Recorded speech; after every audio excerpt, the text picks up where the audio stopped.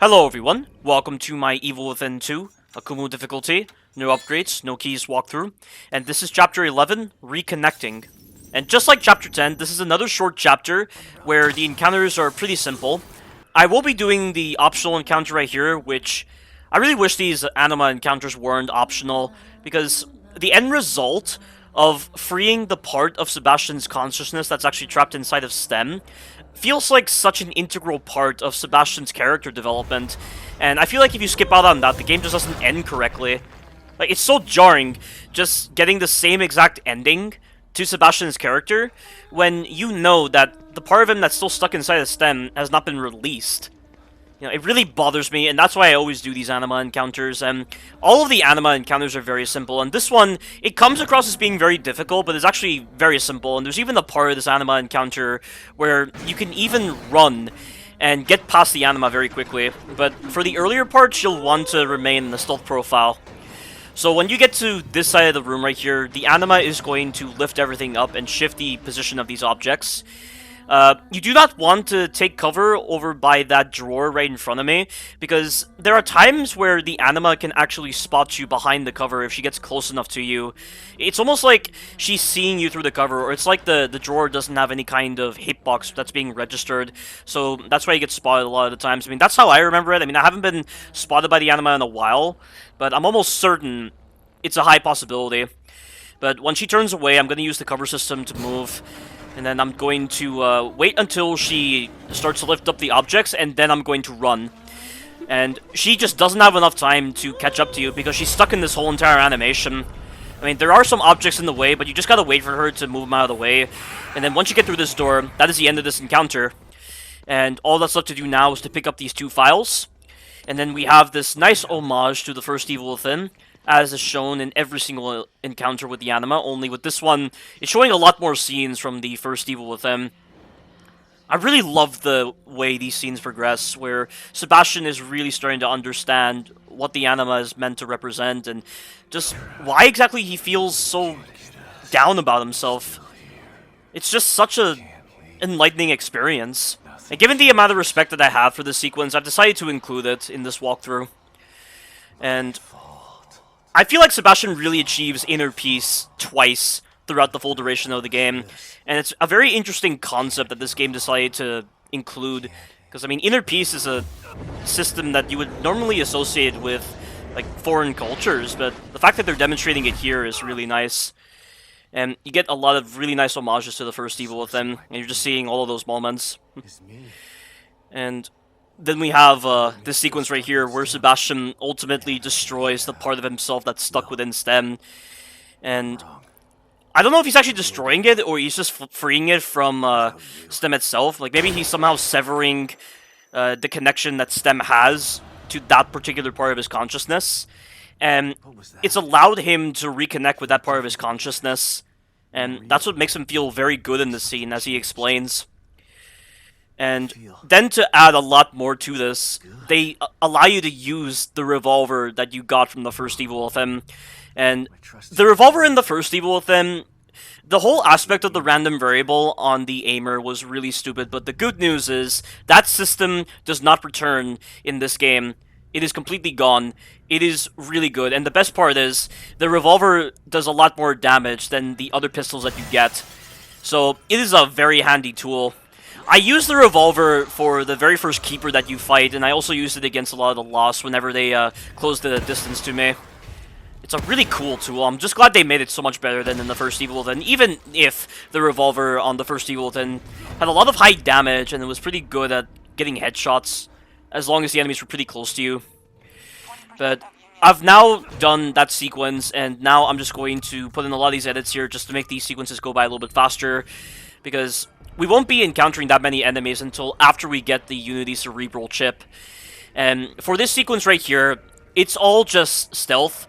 As long as you take this path right here, you will not have to deal with any enemies aside from one enemy, where if you decided to go into the room that has the medical syringe pouch and the resonance point, you will cause a Lost to spawn from that room, and it will drag a corpse so that it will be able to start eating on it. And it's going to spawn right here, so you want to hide behind this card over here. I mean, I thought I wasn't going to get it because you'll notice, I didn't include the whole moment in my no commentated version where I picked up the medical pouch because that's what I assumed would trigger this loss to spawn, but it turns out just interacting with the resonance point or going for the herb or entering the room, I mean, I'm not too sure what exactly causes this loss to trigger, but it causes the loss to spawn every time. But it's not a problem, just wait for her to start munching on the corpse and then just start moving.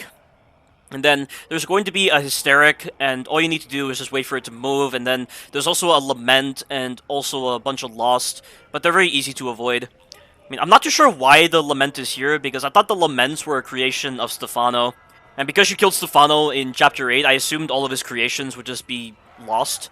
But it turns out that's not how it works in this case. Apparently, these creations are still able to exist without the creator being alive. But regardless, this is the last lament, so you won't have to deal with it. But once you get near the door, you're free to just move back over near this cover that I'm at. And that's really good design that lets you do that. I'm glad you don't have to stand right next to the door, because if you had to do that, it'd be really dumb, and you'd be forced to kill the enemies. But the Lament is moving away right now, so I'm going to use this as an opportunity to move. And when you get through this door, the enemies will not try to follow you, so you're free to start sprinting. But the door isn't open immediately. You have to wait a little bit for the door to open before you actually start sprinting. And then once you're inside of this room, you are able to start the boss fight with Harbinger Liam when you go near the door. And there's something important I need to explain. When the fight first begins, you have to make sure that you do not mess with the camera whatsoever. Just hold the sprint button and move backwards so that you will not get hit by Liam's fireball. Liam's fireball is incredibly good at hitting you because the ceiling is so close to you, and the blast radius on the fireball is a lot.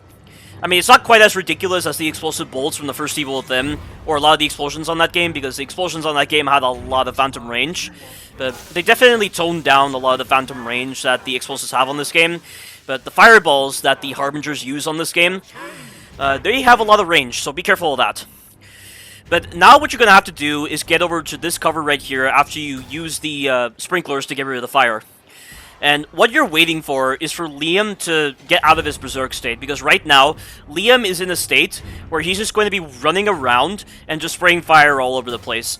The good news is, it's an entirely scripted moment, so he will always be in the exact same spot when he decides to return back to his neutral state.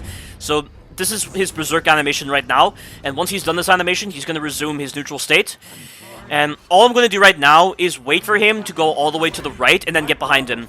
And by the way, when you're in cover right here, do not be at the very tip of this cover, like all the way to the left. He can actually spot you behind cover. The Harbingers have some pretty interesting vision on this game. But even so, though, they're not too much of a problem. So there is the first sneak attack. And now you just need to run. I'm going to use the last one position mechanic to my advantage in order to control what Liam does. This is the most overpowered spot right here, because whenever Liam comes over to this side, he's going to always lose you, because the last one position mechanic on this game actually works as intended. But this is important right here. If you go for Liam too quickly before he's finished his turning animation and return back into a neutral state, he will immediately turn around and start attacking you.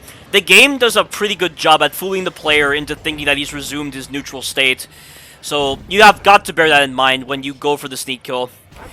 Now you'll notice right here, instead of continuing the loop against Liam in that spot, I decide to come over here. That's because whenever I do the third sneak attack, and it transitions into the second phase where there's just fire everywhere, I get a lot of moments where after the cutscene that plays, Sebastian just immediately takes fire damage and he dies. So to avoid this, I just come over to this spot right here, because this is another good location to initiate the loop. This only works on the first phase though, because after I initiate the second phase, this column that I'm using as cover will be set on fire. And I don't think there's any way to use the sprinklers to your advantage to get rid of the fire. And one of the cool design choices that this fight opts for is that you can actually shoot the sprinklers to cause water to come out. You don't have to hit the switches, which is really good design. The only problem is Liam has the ability to reignite those areas that were previously set on fire. So that's one thing you're going to have to bear in mind when you're trying to use the sprinklers to your advantage. He will always reignite those areas if he decides to do any kind of fire-based attack, like doing a flamethrower stream or using his fireball. And unfortunately, on this recording, he decides to reignite that corner right there. You see that corner that I'm looking at right now? That's the fire that would oftentimes get me killed whenever the cutscene would finish, where Liam was just spraying fire everywhere. And I think Liam heard my gunshot just then.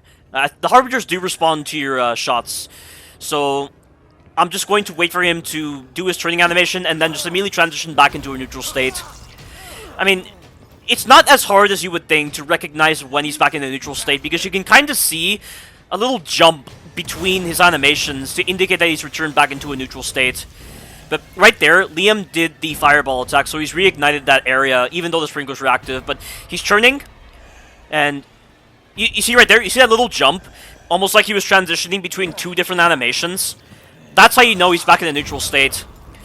I mean, you can slow it down if you want to see the little jump that he does. It's easy to recognize because he suddenly transitioned into a very fast walking speed. And all I need to do now is deliver the final blow, and this will be the end of Chapter 11. I mean, there is an opportunity to pick up some loot, but it's not related to the restrictions that I currently have right now. But once this fight is done, you will have the ability to pick up Liam's flamethrower, which it's very rare to see a survival horror game allow you to pick up an enemy's weapon and use it for yourself. So I'm glad that this game opted for that. Even if the flamethrower doesn't really have a lot of utilities on this game, but it can be a pretty cool tool to use at times.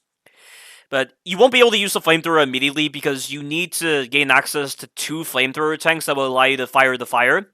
And the only way to gain access to those flamethrower tanks is to kill the Harbingers in Chapter 13 when you're out in Union. And they're very easy to kill so long as you replicate the exact same method that I used against Harbinger Liam.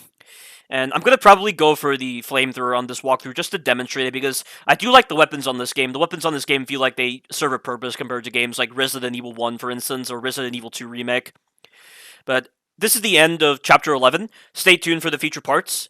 Thank you all for watching, and you take care now.